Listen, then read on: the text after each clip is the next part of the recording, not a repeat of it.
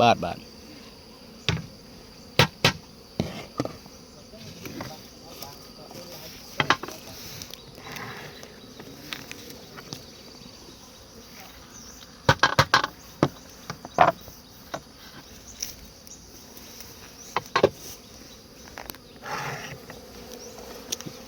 ថ្ងៃដំបូងបានតិចធ្វើមកទូបងប្អូន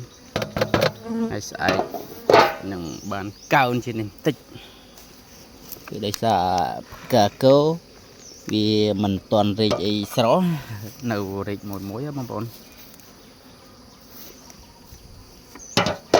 រីកមួយអញ្ចឹងយើងបានតិចដែរសិនជារីកច្រើនទៅយើងបានច្រើនដែរបងប្អូនទូតិច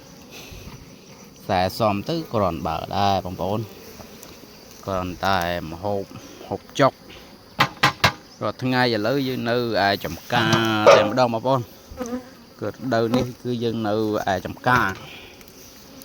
នៅចំការគោបងប្អូននៅឯក្នុងឃុំកោះសំរោងស្រុកកំពង់សៀមខេត្តកំពង់ចាមបងប្អូន